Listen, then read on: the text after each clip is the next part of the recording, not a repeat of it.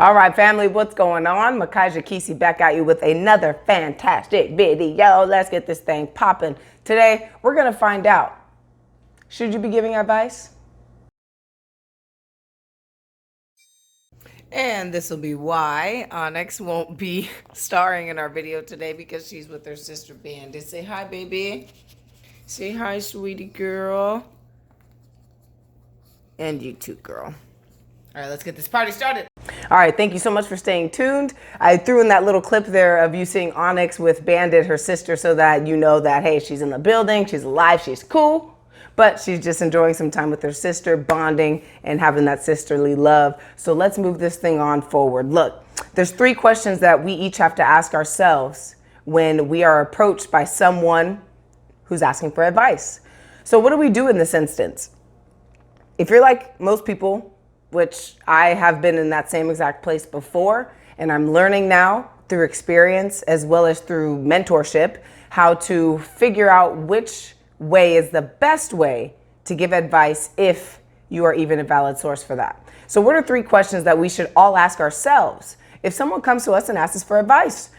Number 1, first question is, am I a valid source of information? Am I a valid source of information? Okay, number 2, have I ever even experienced this before or something similar to it?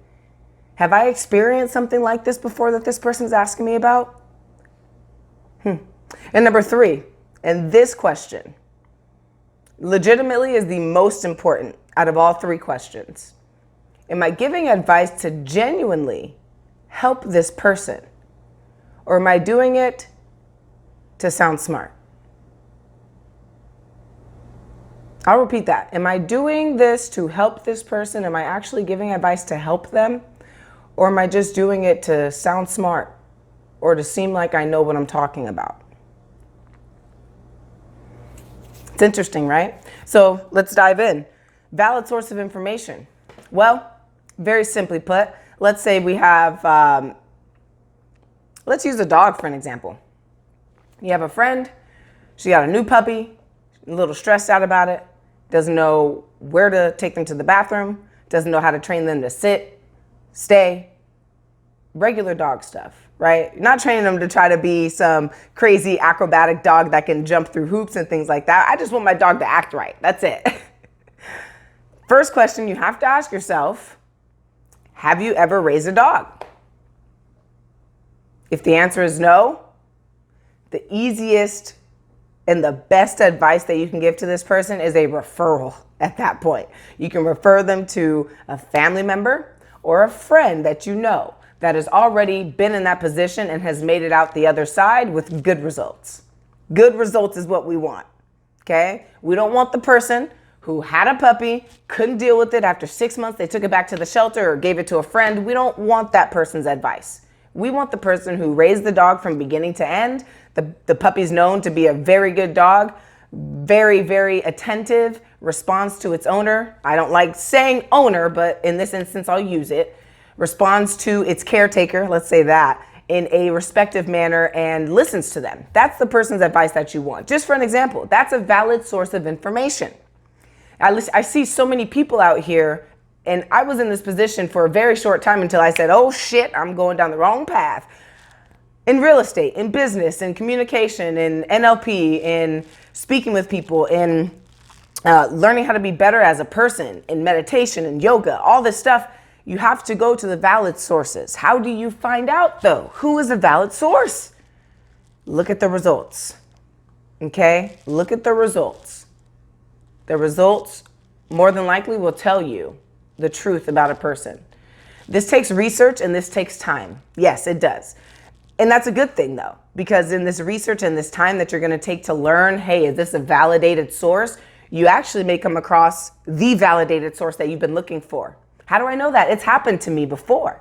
That's happened to me many times. I was searching into one thing or one person, and within that searching and that research, I said, oh crap, there's something way over here that I think I like this.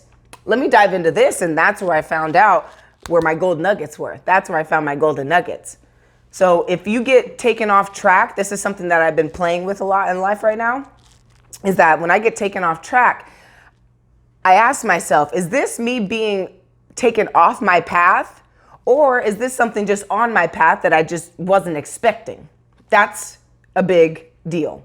So moving forward, number 2, experience. Have you ever experienced this before? That kind of ties in with the valid source above though, right? Because if you've never experienced raising a child, or if you've never experienced doing sales, or if you've never even thought, I need to figure out how to be a better communicator. Those are all experiences that someone must have in order to give a solid basis of advice on. For my sales, I go to people who I've seen put in the footwork, people who have gained my trust, and people who have amazing results. That's who I dive into with communication and sales and business. Now, number 3, most importantly, I'm going to spend the most time on this one. Are you doing it to help someone else, or are you giving advice just to sound smart? In this entire world of social media, even right now, what I'm doing, many people can take this one way or the other. They can say, oh my God, she really knows what she's talking about, and I get what she's saying. Or they can say, well, this bitch doesn't know what the fuck she's talking about. She's just doing it to sound like she knows what she's doing, and she probably does not practice this in her own life, right? There's 2 different ways to see these things.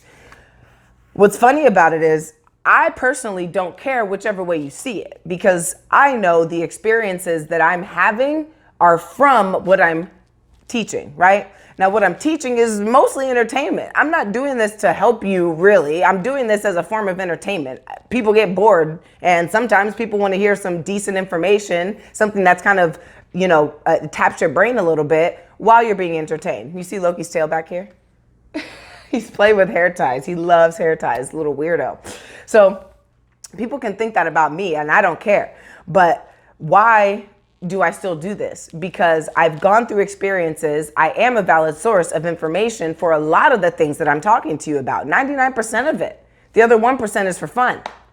But in reality, do you do this stuff to help people, or do you do it to sound smart? Someone comes up to you and says, oh my God, my boyfriend or my girlfriend pissed me off. They said this to me. And now I'm not even going to text them back because they're just talking from out their ass. There's multiple ways that you can give advice to this person. But are you giving advice to this person to actually help them, or are you doing it to show them I'm on your team? So if this person's disrespecting you, don't text their ass back or say this. Be a dick right back to them, or or just go in just as hard as them. Go to a level 10, surpass how pissed off they are and go in on them. Well, that person, they want to seem as though they're on your team, and that right there is a piece of sounding smart. You're smart for being on my team, is how that person with the issue is going to see it. Oh yeah, they're smart. They're on my team. They want to back me up. Hell yeah, I'm going to go level 10 on them. I'm going to go 10, right? But then you have that other person, that person who's truly there to help you. And they say, look, reread all those text messages that you just got from this person. Reread that stuff real quick. And as you're doing it, take your emotions out of it and just read it for the words that they are. Okay, I'll read it. Okay, all right. I'm still pissed. Okay, blah, blah, blah. Okay, got it. Okay, so why did I just read that? All right, look. Did you see any pain in there? Did it seem like they were hurt when they're talking to you? Yeah, of course, they seem like they're fucking hurt. Okay, so why are you taking it personally?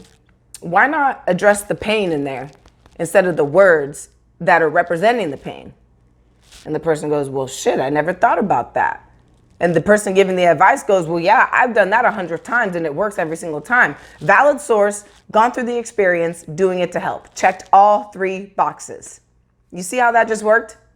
So when you're giving advice to people, this is a contribution to people, right? When you're giving advice, or if you're asked to give advice, make sure that you're a valid source for this advice being given, that you've even experienced a piece of it and had good results on the other side based off of what the advice is that you're going to give to them. And 3, are you doing it to help them or to sound smart? Make sure that you're doing it to help them. No one gives a fuck if you sound smart if the result that they get is BS. Right? All right, everyone. If you like this video, subscribe. Like it, share it with your friends. And if someone keeps asking you for advice and you don't want to give it to them, like I had this happen with my little sister. You don't want to give them advice? Send them this video.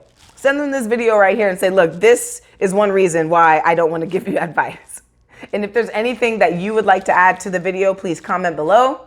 Leave it in the comments, and then reach out to me. I put all of my links at the bottom, and then I put them at the beginning of the video over here somewhere. But either way, you're going to be able to find me on the social media platform that we have. I love you so much, and I'll see you on the next video.